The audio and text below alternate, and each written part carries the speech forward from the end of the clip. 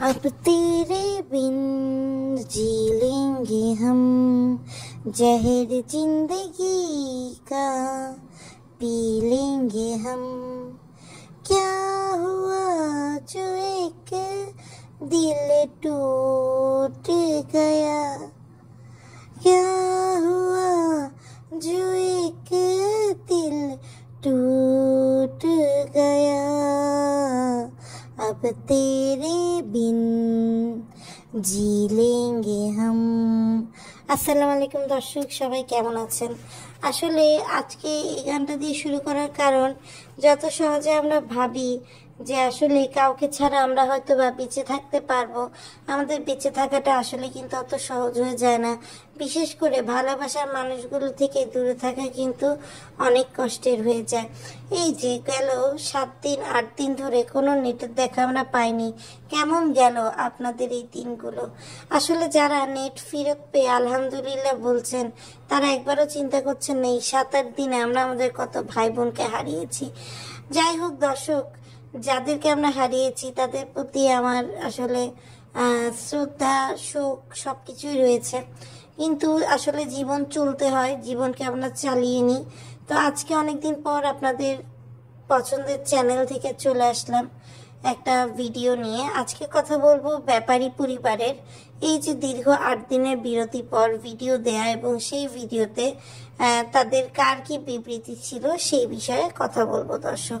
তো দেরি না করে ভিডিওটা শুরু করা যাক। যারা আমার চ্যানেলে নতুন, অবশ্যই চ্যানেলটা সাবস্ক্রাইব করে দিয়ে পাশে থাকবেন, বেল আইকনটি বাজিয়ে দিবেন যাতে নিত্য নতুন ভিডিওর আপডেট আপনারা পেয়ে যান। এবার আসি দর্শক মূল কথায়। মূল কথা হচ্ছে এই যে গন্ডগোল, কোটা আন্দোলন, এইসবের চক্করে আমাদের তানজিলা আপার পরীক্ষা হয়ে গেছে স্থগিত।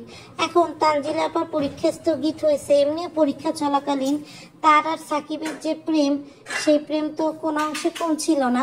আর এখন হয়ে গেছে পরীক্ষা স্থগিত, মানে আরো মজ্জায় মজ্জা। তো আমাদের তানজিলা আপা ভিডিও দিয়েছে, ভিডিও থাম্বনেইলটা তেমন যে পরীক্ষা স্থগিত হয়ে ভালোই হয়েছে। তো এই ভিডিও দেখার পর আমার মনে হলো যে আমি একটু ভেতরে ঢুকি। ভেতরে ঢুকে দেখি যে এই কয়দিন নেট চলে যাওয়ার পর নেট ফেরত পেয়ে মনে হচ্ছে ঈদের চাঁদ হাতে পেয়ে গেছে। এরপর তারা বলতেছে যে সে বিগ বস দেখতে পারে নাই, তার মন খারাপ। আবার আমাদের তানজিলা বলে নেট পাওয়ার পর প্রথম কোন কাজটি করেছেন কমেন্ট করে জানাবেন। দর্শক দেখেন, মানে মানুষের তো, সে তো একটা এইচএসসি পরীক্ষার্থী, সাকিব একটা অনার্সে পড়ে। এই যে দেশ জুড়ে এত কোটা আন্দোলন হলো, একটা সংস্কার, সেই সব বিষয়ে কোনো কথা না। মূর্খ জাতি কোন রকম তো এইচএসসি পাস করার জন্য পরীক্ষা দিচ্ছে, 2.37 পাওয়া এসএসসি পরীক্ষায়, সে আর কি চায় দর্শক বলেন? তার এইসবের আসলে কোনো মানে পড়ালেখার কোনো দাম নেই, কেন এরা তো হচ্ছে আসলে এইসব দেহ দেখায়, এই দেখায় খাওয়া দাওয়া করবে, এদের কাছে তো পড়ালেখার কোনো দাম নাই দর্শক। এই জন্য তারা দেশের এই অবস্থায় আনন্দ উৎসবে মেতেছে। আর ব্যাপারী পরিবারের সদস্যরা দর্শক কি বলবো, মানুষ মরে যাচ্ছে আর তাদের সেদিকে কোনো ইয়ে নাই। তারা বসে বসে বারবিকিউ খাচ্ছে ছাদে, তিশা পালাজো আর গেঞ্জি পরে জামাই মেয়ে এদের সাথে নিয়ে মুরগি বারবিকিউ করে খাচ্ছে।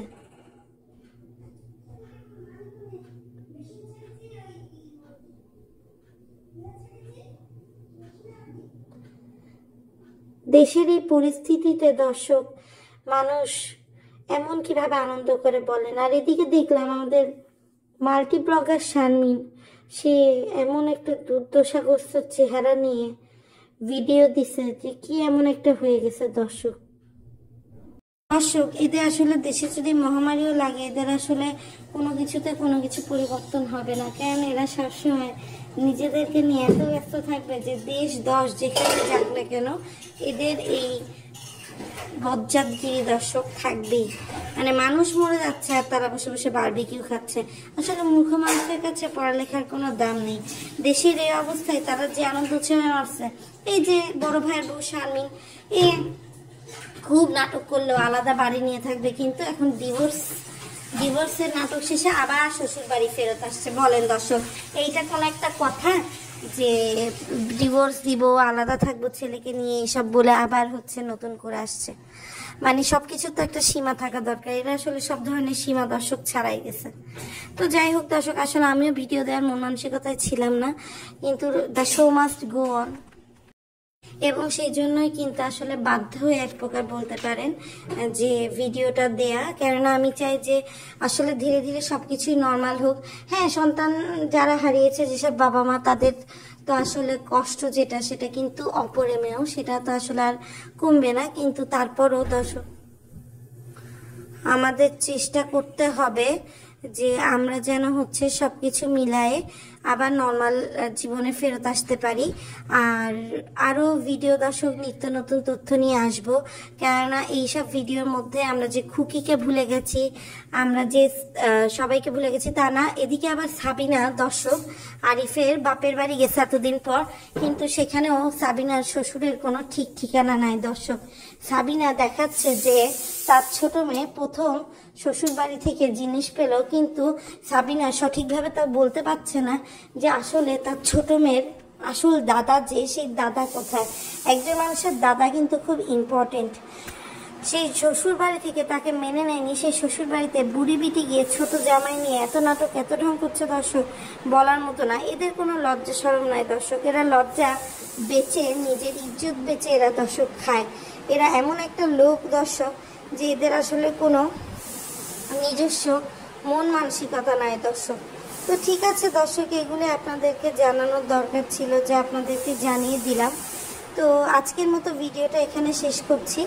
সবাই ভালো থাকবেন, সুস্থ থাকবেন, নিরাপদে থাকবেন, এবং সেই জন্যই কিন্তু আসলে বাধ্য হয়ে এক প্রকার বলতে পারেন যে ভিডিওটা দেয়া। কেননা আমি চাই যে আসলে ধীরে ধীরে সবকিছুই নর্মাল হোক। হ্যাঁ, সন্তান যারা হারিয়েছে, যেসব বাবা মা, তাদের তো আসলে কষ্ট যেটা, সেটা কিন্তু অপরিমেয়, সেটা তো আসলে আর কমবে না। কিন্তু তারপরও দর্শক, আমাদের চেষ্টা করতে হবে যে আমরা যেন হচ্ছে সবকিছু মিলায়ে আবার নর্মাল জীবনে ফেরত আসতে পারি। আর আরও ভিডিও দর্শক নিত্য নতুন তথ্য নিয়ে আসব। কেননা এইসব ভিডিওর মধ্যে আমরা যে খুকিকে ভুলে গেছি, আমরা যে সবাইকে ভুলে গেছি তা না। এদিকে আবার সাবিনা দর্শক আরিফের বাপের বাড়ি গেছে এতদিন পর, কিন্তু সেখানেও সাবিনার শ্বশুরের কোনো ঠিক ঠিকানা নাই দর্শক। সাবিনা দেখাচ্ছে যে তার ছোট মেয়ে প্রথম শ্বশুর বাড়ি থেকে জিনিস পেল, কিন্তু সাবিনা সঠিকভাবে তা বলতে পারছে না যে আসলে তার ছোট মেয়ের আসল দাদা যে, সেই দাদা কোথায়। একজন মানুষের দাদা কিন্তু খুব ইম্পর্টেন্ট। সেই শ্বশুর বাড়ি থেকে তাকে মেনে নেয়নি, সেই শ্বশুর বাড়িতে বুড়ি বিটি গিয়ে ছোট জামাই নিয়ে এত নাটক, এত ঢং করছে দর্শক, বলার মতো না। এদের কোনো লজ্জা শরম নাই দর্শক। এরা লজ্জা বেচে, নিজের ইজ্জত বেচে এরা দর্শক খায়। এরা এমন একটা লোক দর্শক যে এদের আসলে কোনো নিজস্ব মন মানসিকতা নাই দর্শক। তো ঠিক আছে দর্শক, এগুলো আপনাদেরকে জানানোর দরকার ছিল, যে আপনাদেরকে জানিয়ে দিলাম। তো আজকের মতো ভিডিওটা এখানে শেষ করতে